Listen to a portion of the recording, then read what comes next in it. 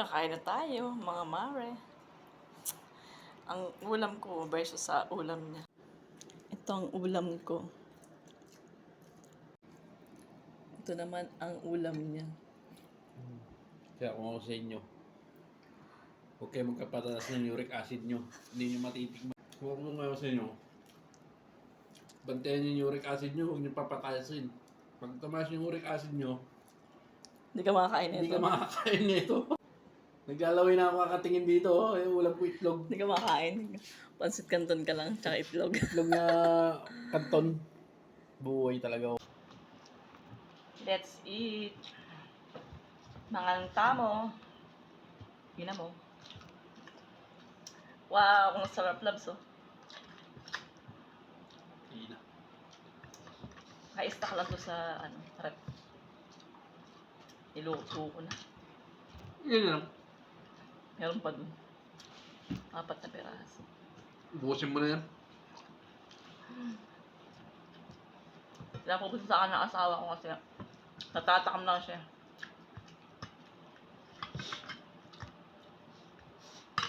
Dahil nga mataas ang kanyang uric acid, hindi siya makakain ng mga seafoods. Yan. Kaya kayo, ingat kayo. Huwag yung magaya sa kanya. Dito na lang tayo babawi sa tubig. 8 glasses a day, pero ganito kalaki. 8 glasses a day. 8 glasses a day, pero yung baso ganito kalaki. Grabe ba? 1 litro naman.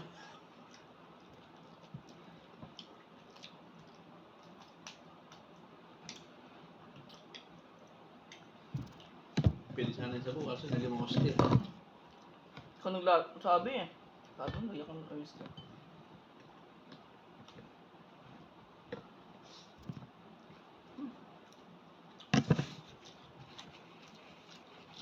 Sarap. Inunahan lang akong tapos kumain ng asawa ko kasi natatakam lang siya. Hindi naman siya pwede. Tinapos na niya yung pagkain. Kakain ka, pasit yan tunula mo, tapos harap ng ganito, di mo makain. Sino gaganahan kumain dyan? Oh, ang sakit. Talagang iniwasan na ng asawa ko kumain ng mga seafoods kasi sinumpong siya dito ng gout.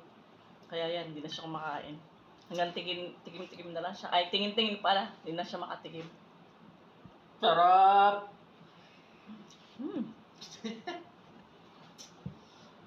So ako, ang inulam ko ay itlog lang. Na may pasit canton na may itlog. Kaya kayo ingatan yung kalusugan nyo kasi nahirap sumpuin sa abroad. Siya, kahit sinusumpong yung gout niya, tuloy-tuloy pa rin ang pagmamaneho niya. Hindi niya pa pinapakita sa mga amo namin na gano'n yung sitwasyon niya. Dapat kasi pag kahit masakit, pilitin mo. Huwag mong ipakita hindi mo kaya. Natawid niya yung 3 linggo siya may sakit. Yung gout niya, 3 linggo siyang sinusumpong. Pero hindi niya pinakita sa amo namin yun. Walang pahinga yun. Walang pahinga. Nagbukat pa siya ng mabibigat. Yun pa yung pinaka-challenging nun kasi kahit na hirap na siya sa loob-loob niya, talagang masakit. Hindi niya talaga maipakita sa amo namin na ganun. Parang kere-kere lang niya buhatin yung mga malilit ang mga bibigat. Pero pagdating dito sa bahay, doon siya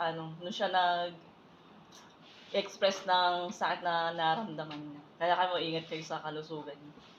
Mahirap sumpuin dito lalo pag nasa abroad niyo. Mantika, iwas-iwas na rin kayo sa mantika. Yun. Pwede naman mantika, olive oil, sunflower oil yan. Mga plant-based oil.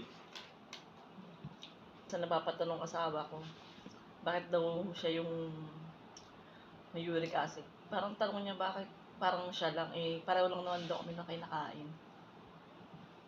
Ba't naman daw ako? Walang ganun. Mas pareho lang naman mga kinakain namin. Yun, di namin masagot bakit ganun. Mahirap pag sumpungin siya dito. Sinumpong siya, mahirap. Kahit tingnan mo lang siya, pati ikaw mahirapan. Di mo paliwanag itsura niya. Sobrang sakit. Hindi na, tapos na tayo kumain. Sarap. Hindi naman ang aking kalat. Isang mangkok siya. Ayun, no. Walang yan. Yan siya. Ang daming kalat. Isang mangkok siya. Tapos na tayo kumain. Kaya inom na tayo.